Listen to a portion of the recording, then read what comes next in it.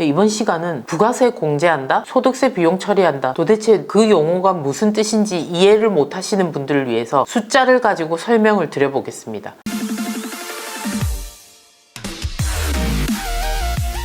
사업자를 하면 크게 세금의 종류가 3가지가 있다고 보셔야 됩니다. 첫 번째로 직원이 내는 인건비 관련한 원천세, 두 번째로 부가가치세, 세 번째로 개인은 종합소득세, 법인은 법인세, 이렇게 있다고 보시면 돼요. 그러면 직원의 급여에 대한 원천세, 이거는 사실 직원이 내야 되는 세금을 회사, 즉 대표님이 대신 급여 줄 때 공제해서 대납해주는 제도죠. 그 다음 부가가치세도 물건을 팔 때 사가는 사람들이 내는 부가세를 내가 대신 걷어서 내 전체 매출에 대해서 대신 거둔 부분을 부가세로 납부하는 겁니다. 물론 내가 물건을 사올 때, 내가 밥을 먹었을 때 등등등 나도 부가세를 낸 게 있기 때문에 내 세금, 내 부가세를 낼 때 차감을 해주는 것도 있죠. 이렇게 부가세는 대신 내주는 대납의 개념입니다. 마지막으로 개인사업자는 소득세, 법인은 법인세, 이게 진정한 우리 회사의 세금이라고 볼 수 있죠. 이런 설명을 드릴 때 인건비는 좀 따로 하고 소득세 또는 법인세와 부가가치세를 항상 양측으로 설명을 드리는데요. 설명 드릴 때 이렇게 쓴 비용은 부가세 공제가 되고 소득세 때 비용 처리된다, 또는 이렇게 쓰신 거는 부가세 공제되고 법인세 때 비용 처리된다, 이렇게 말씀드리면 그게 도대체 뭘 한다는 건지 이해를 못 하시는 게 어떻게 보면 처음 사업을 하시는 분은 당연한 겁니다. 그런데 저희가 너무 당연하게 안다는 전제하에 말씀드린 것 같아서 기초로 돌아가서 다시 한번 명확하게 숫자를 가지고 설명을 드려보겠습니다. 그러면 제가 부가가치세랑 소득세 심플하게 설명드렸던 거 있죠. 저번 시간에 매출이 110원이었을 때 부가세 10원, 공급가액 100원. 그 다음 이 매출을 일으키기 위해서 사온 금액이 55원일 때 부가세 5원, 공급가액 50원. 그러면 우리가 부가세는 매출에서 매입 뺀 10원에서 5원을 뺀 5원이 납부세액이 나옵니다. 이거 외에도 공제하는 거는 지금부터 말씀드릴 거예요. 소득세는 어떻게 계산하느냐? 매출 100원에서 부가세 5원 뺀 50원의 매입이 차감되면 50원이 나오겠죠. 근데 소득세는 부가세 외의 비용도 빼줘야 됩니다. 대표적인 게 제가 인건비라고 말씀드렸어요. 우리가 직원한테 돈을 줄 때 부가세를 고려하진 않잖아요. 그래서 직원한테 세전으로 준 20원을 차감하게 됩니다. 그러면 그 외에 다른 비용 없다고 가정하면 영업이익이 30원이 나오죠. 이 30원에 대해서 부양가족 공제 등 빼고 세율을 곱해서 공제감면 받을 게 있으면 차감하고 소득세가 나오는 거죠. 자, 이렇게 저번 시간에 심플하게 설명드린 거를 이번 시간에 좀 더 상세하게 설명드려 보겠습니다. 자, 제가 이번 시간에는 전자상거래업 소매업을 가정했고요. 일반 가세자, 개인 사업자를 가정했습니다. 왜냐하면 간이가세자랑 일반 가세자는 부가가치세가 틀리기 때문에 두 가지 비교는 다른 영상에서 말씀드릴게요. 간이가세자는 일반 가세자랑 딱 부가가치세만 차이가 나지 소득세 부분에서는 차이가 없습니다. 부가가치세 차이는 다른 영상에서 보시고 이번 시간은 일반 가세자에 대해서 부가가치세와 소득세를 상세하게 보여드리겠습니다. 자, 전자상거래업 매출은 보통 자사몰, 즉 본인의 홈페이지에서 발생하는 매출도 있겠지만 네이버 쿠팡 같은 온라인 판매처에서 주로 매출을 일으킵니다. 그 매출에는 카드 매출도 있고 현금용 수중 매출도 있고 그냥 순수한 현금 매출도 있습니다. 모바일로 결제한다든지 이체한다든지 이 3가지 종류를 각각 잘 신고를 해야 돼요. 왜? 부가세 세금이 달라지기 때문에 그것도 보여드리겠습니다. 자, 매출이 카드 매출이 6,600, 현금용 수중 매출, 여기에는 지출증빙용, 소득공제용 상관없어요. 왜냐면 상대방이 지출증빙용 또는 소득공제용으로 끊어간 거지 내 입장에서는 그냥 현금용 수중 매출입니다. 그 다음 순수한 계좌입금이나 휴대폰 결제 등등등의 순수 현금 매출이 1,100 해서 9,900의 매출이 1년 동안 있었습니다. 그러면 이걸 나누기 1.1 하면 우리의 매출, 즉 공급가액이 나옵니다. 그 다음 이 금액의 10%가 부가세가 되겠죠. 자, 우리 전체 매출 9,900의 10%인 990이 부가세가 아닙니다. 음식점도 마찬가지고 소매업도 마찬가지고 이렇게 물건을 팔 때 판매 가격에 부가세가 포함이 되어 있잖아요. 그래서 나누기 1.1 한 금액의 10%를 하면 부가세가 나오는 거죠. 그래서 900만 원의 매출 부가세가 나옵니다. 900을 그대로 납부하실 건가요? 아니죠. 자, 매입을 뺄 거예요. 소매업이니까 상품을 사와야 되겠죠. 상품을 제가 2,200을 주고 사왔습니다. 이 안에 당연히 부가세가 포함이에요. 세금 계산서를 받았다고 가정할게요. 그럼 2,000만 원의 매입 금액, 200만 원의 매입 부가세가 있습니다. 차감받아야 되겠죠. 그래서 저 같은 세무대리인들이 부가세 공제를 받고 소득세 때 비용 처리도 한다 라고 말하는 게 이겁니다. 매입 2,200 사온 거에서 200만 원은 매입 부가세로 차감이 된다. 즉 내가 납부하는 900만 원의 매출세액에서 200만 원을 공제해준다 이 뜻인 거예요. 그럼 700이잖아요. 여기까지. 그리고 소득세 계산할 때는 부가세를 제외한 금액 매출액 9천만 원에서 매입 금액 2천만 원을 차감해서 비용 처리한다는 뜻이죠. 물론 상품이 안 팔려 나간 부분, 즉 재고에 대해서는 빼고 비용 처리를 해야 되는데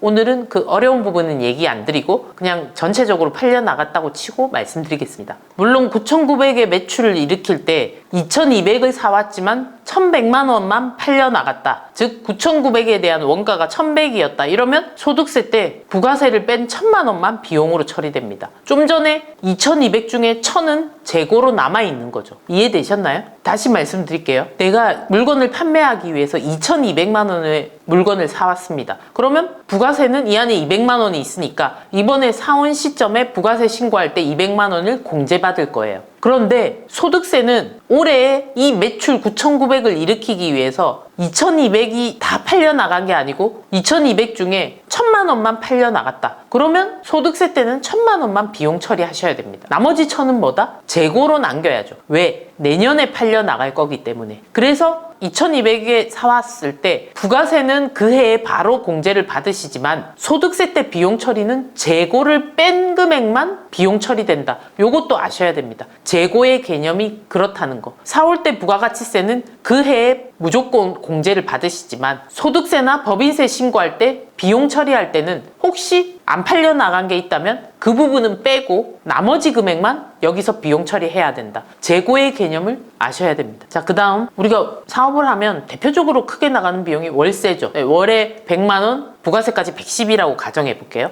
그러면 12달이면 1200에 부가세 120에서 1320만 원을 집주인에게 주겠죠. 그럼 우리는 이 안에 부가세 120만 원은 공제를 받을 겁니다. 물론 6개월치겠죠. 개인 사업자는 부가세를 6개월에 한 번씩 신고하니까요. 근데 일단은 제가 1년치를 뺀다고 가정을 했습니다. 그러면 공급가액 1200은 소득세 때 비용 처리가 된다는 뜻이에요. 부가세는 부가세 신고 때 공제받고 소득세 때 비용 처리되고, 자, 1320이 이렇게 나뉘는 겁니다. 여기까지만 하시는 분들이 있어요. 안 되겠죠. 우리가 신용카드랑 사업자용 현금 영수증을 그렇게 써라고 말했는데 비용 처리나 부가세 공제 안 받으시면 안 되겠죠. 모르고 안 하시는 분들도 있지만 알고도 안 한다. 이거는 엄청난 손해라는 거 다시 한번 말씀드릴게요. 자, 보시면 일단 신용카드로 대표님이 밥을 11,000원짜리를 하루 종일 나와서 일한다고 가정해서 세 끼를 다 드신다고 가정할게요. 그리고 30일 동안 하루도 빠짐없이 일을 하고 1년이면 12달. 이러면 1,188만 원의 밥을 드신 거죠. 자, 이 안에 부가세는 10% 108만 원 들어있고요. 1,080만 원은 소득세 때 비용 처리를 해야 되겠죠. 물론 정규직 직원이 있어야지 원칙적으로 비용 처리가 가능합니다. 이게 꼭 대표님 밥이 아니고 직원이 밥 먹은 거 이렇게 보시면 되겠습니다. 그러면 직원이 없을 때는 어떻게 하냐? 직원이 없을 때는 사실 혼자 먹은 거를 복리후생비로 비용 처리를 할 수 없는 게 원칙이기 때문에 접대비 등으로 비용 처리를 하시는 경우가 있죠. 지금 예를 들 거는 직원이 있다고 가정할 거기 때문에 대표님 밥 드신 거 또는 직원이 밥 먹은 게 한 이 정도다 라고 예를 들어 보겠습니다. 그 다음 사업을 위해서 노트북, 책상 등을 산 게 330만 원을 신용카드로 결제했어요. 자, 300만 원, 30만 원 이렇게 나뉘겠죠. 그럼 부가세 공제를 받을 수 있어요. 직원하고 대표님이 점심 때 밥 먹고 스타벅스에서 차 한잔 했어요. 하나에 6,600원짜리 두 명이서 일주일에 2번, 한 달이면 4주, 그리고 12달 하면 126만 7,200원의 결제가 있었습니다. 이 안에 나누기 1.1 하면 공급가에 거기에 10% 부가세 11만 5,200원. 이게 빠진다는 거죠. 자, 노력을 안 하시면 신용카드에 있는 이런 부가세 금액 벌써 150만 원의 부가세잖아요. 이거를 기타 공제로 해서 부가세 신고 때 차감 처리를 해야 됩니다. 우리가 홈택스에 사업용 카드로 등록한다는 자체로 부가세 공제를 누가 마음대로 막 해주지 않습니다. 본인이 신고 직접 홈택스에서 하실 때는 등록된 카드에 부가세 공제를 받을 수 있는 항목만 공제 받으셔야 돼요. 거기서 나오는 걸 다 공제 받으시면 안 돼요. 공제 받을 수 없는 항목이 분명히 있거든요. 다른 영상 보시고 공부하셔서 공제 받을 수 있는 항목만 공제 받으셔야 됩니다. 그리고 또 착각하시는 게 홈택스에서 분류되어 있는 공제 불공제 항목을 그대로 쓰시는 분들이 있어요. 절대로 그렇게 하시면 안 돼요. 그 화면의 맨 위쪽에 보면 임의로 분류한 것이라고 나와 있습니다. 본인들이 판단하에 공제 처리, 불공제 처리 하셔야 돼요. 세무대리인을 활용하실 하실 때는 이 부분을 세무대리인이 잘 챙겨줄 겁니다. 대표님하고 얘기를 해서 공제를 받을 수 있는지 판단을 하겠죠. 그런데도 일부 세무대리인의 경우에 이 부분까지 공제를 안 하시는 분들이 있어요. 신고기간에 바빠서일 거고요. 또 수수료가 너무 싸게 책정된 경우 이 부분의 공제를 안 해주는 경우가 있습니다. 자, 제가 말씀드렸죠. 다시 한번 화면을 보여드리면 방법 1과 2가 있습니다. 지금 이렇게 보여드린 노트북을 330만 원을 주고 사왔을 때 이렇게 부가세 때 30만 원을 고스란히 공제받고 그 외에 공급가의 300만 원은 소득세 때 비용 처리하면은 제일 최고의 절세 방법입니다. 근데 이렇게 안 하시고 330만 원 전체를, 즉 부가세 때 30만 원 공제를 안 받고 그냥 전체 금액을 소득세 때 비용 처리한다. 그러면 15% 세율일 때 부가세 공제와 소득세 비용 처리를 나눠서 한 분보다 그냥 소득세 때 비용 처리만 한 분은 6.67배 손해보는 겁니다. 이거는 계산식에 따라서 다 나와요. 24% 소득세율인 분은 부가세 공제 안 받고 그냥 비용 처리에 330을 다 때려 넣으신 분은 24% 소득세율일 때는 부가세 공제 받고 소득세 비용 처리 따로 하신 분에 비해서 4.16배가 불리합니다. 당연히 계산해보면 되죠. 부가세 30만 원을 절세 금액 30만 원에 24% 곱한 금액을 나눠보면 4.16배의 차이가 나거든요. 자,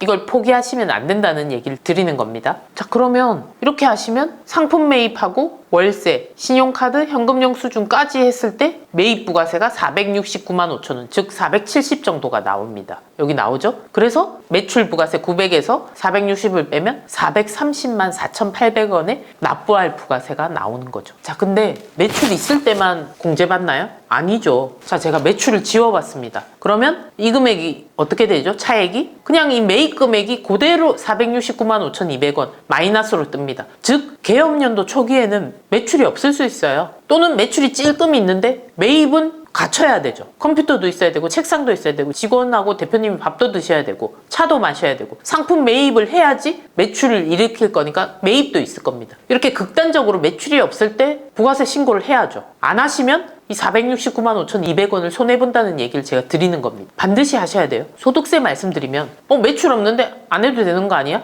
안 해도 돼요. 문제는 없습니다. 그렇지만 뭘 손해볼까요? 지금 이 금액 4,695만 2천 원을 비용 처리를 올해 못 받잖아요. 내년 소득세 때 비용으로 인정받아야 되겠죠. 이 마이너스는 이걸 우리가 2월 결손금이라고 하죠. 이 2월 결손금은 장부를 작성하셔야지만 내년도에 인정받을 수 있어요. 이거를 15년간 2월을 시킬 수 있어요. 15년 동안 매출이 발생 안 했으면 15년까지 넘길 수 있다는 뜻이에요. 물론 그 다음 연도에 비용 처리로 다 빠지겠죠. 그래서 여기서 중요한 거는 매출이 없더라도 장부를 작성해서 2월 결손금으로 인정받아야 된다. 그냥 장부 작성 안 하시는 분들은 이 큰 금액을 비용으로 날린다. 그래서 기장을 하시면 이런 부분에 대해서 2월 결손금으로 인정받을 수 있다. 이 얘기를 드리는 거예요. 자, 그럼 다시 돌아가서 제가 월세에서 부가세 낸 금액까지 1년에 1,320이라고 설명드렸고 그래서 120만 원 빠졌습니다. 근데 만약에 우리 집주인이 사업자가 아니거나 또는 간이가세자인데 연매출 4,800이 안 되는 간이가세자다. 이러면 세금계산서를 받으실 수 없어요. 이때는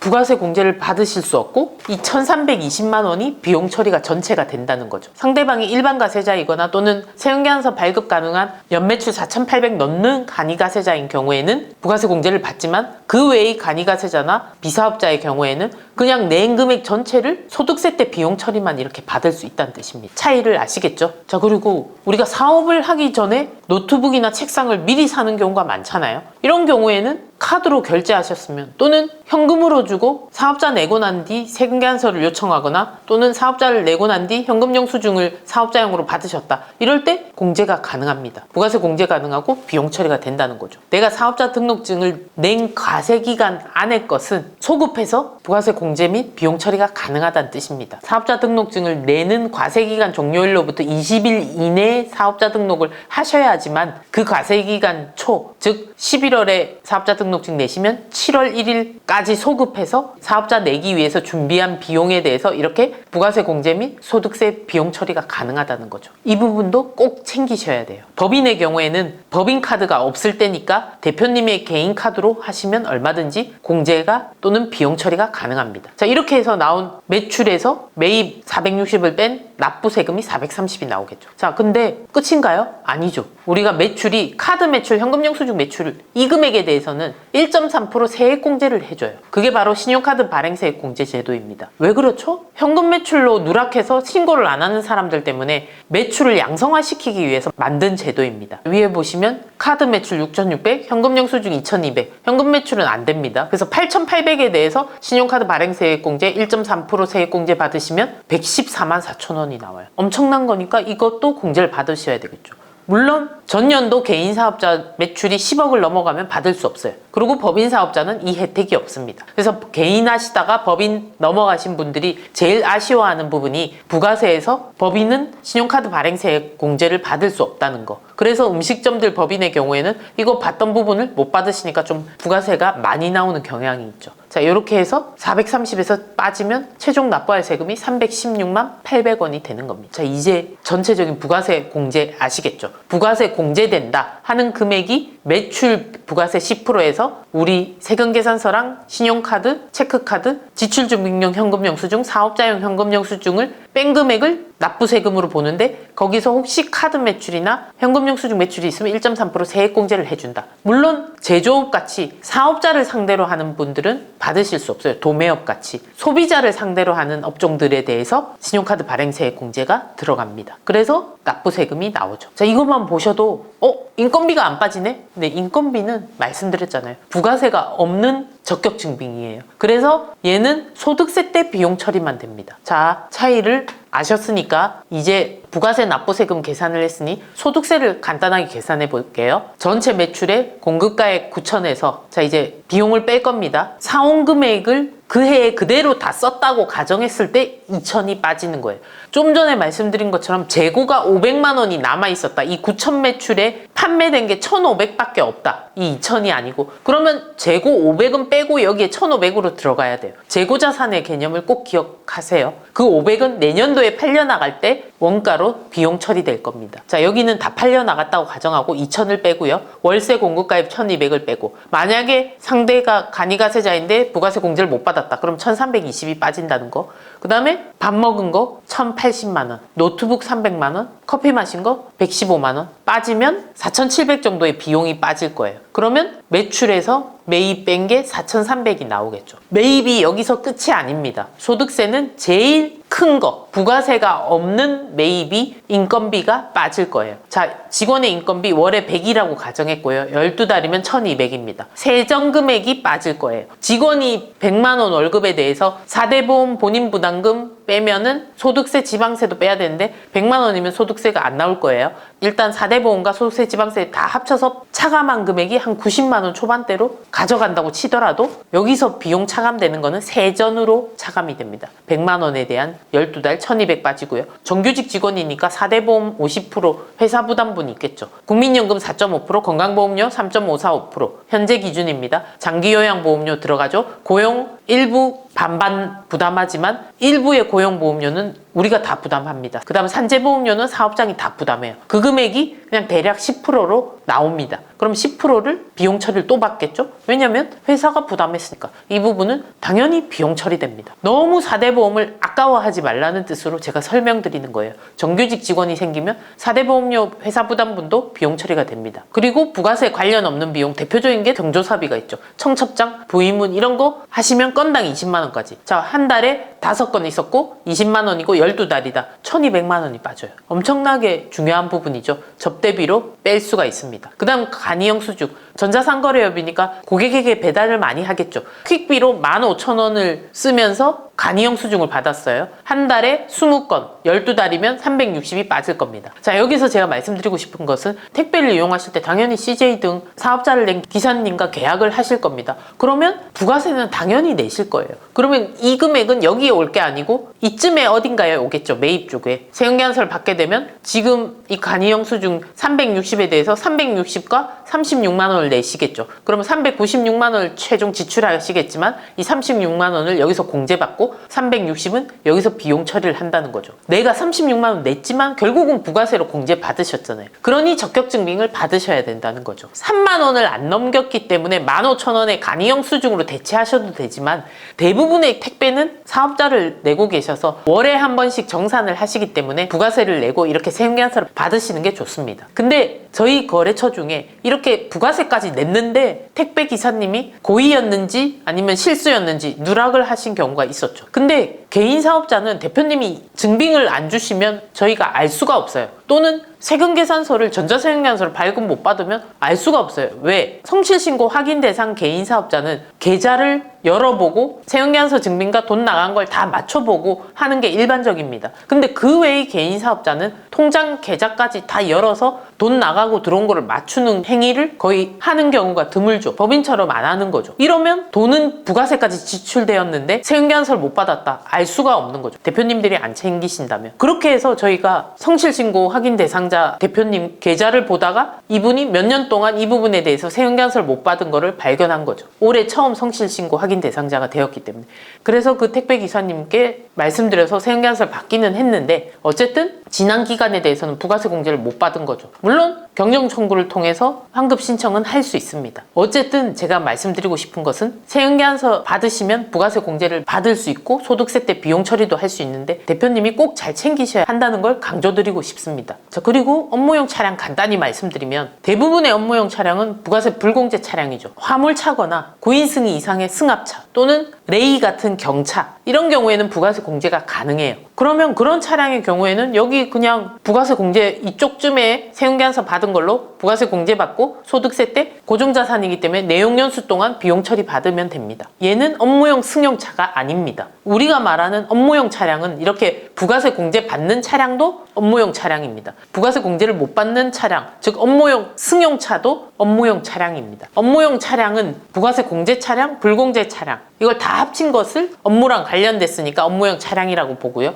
그 중에 부가세를 못 받는 차량을 우리가 업무용 승용차라고 하죠. 대부분의 경우 업무용 승용차급이 많은 것 같아요. 그러면 그런 경우에는 부가세 공제를 못 받기 때문에 부가세랑 공급가액을 합친 금액을 우리가 소득세나 법인세 때 비용 처리만 받는다는 거죠. 이해되셨죠, 이제? 그래서 업무용 승용차가 아닌 차량이 여기서 소득세 때 내용연수 동안, 즉 5년 동안 800만 원 한도 내에서 비용 처리가 되는 거죠. 800만 원을 넘는 경우에는 5년 지나서 그때 다시 800만 원씩 비용 처리가 된다. 4천만 원의 차량 가격이면 5년에 나눠서 비용 처리가 끝나겠죠. 근데 그것보다 높은 금액의 업무용 승용차를 구매할 때는 5년 넘는 기간 동안 800만 원씩 비용 처리가 된다. 이렇게 보셔야 됩니다. 그러면 이 업무용 승용차에 대한 기름값이나 자동차세, 보험료, 유류비, 통행료, 주차비 이런 것들이 비용 처리가 되겠죠. 방금 말씀드린 유류비 등도 그 차량 기준으로 부가세 공제를 받으실 수 없습니다. 그래서 소득세 때만 비용으로 차감되는 거죠. 자, 그러면 위에 부가세 관련 있는 비용 빠지고 난 나머지 금액에서 부가세 공제를 못 받는 비용들, 즉 이 부분을 합치면 2,985만 원이 나와서 위에 4,300만 원에서 차감하면 회계상 순이익이 1,319만 8천 원이 나오는 겁니다. 자, 우리 부가세 10% 공제된다, 소득세 때 비용 처리된다, 차이점 명확하게 아셨죠? 매출이 없더라도 부가세 공제 환급 받으실 수 있어요. 900만 원이 0이면 이 금액 그대로 환급으로 될 거고요.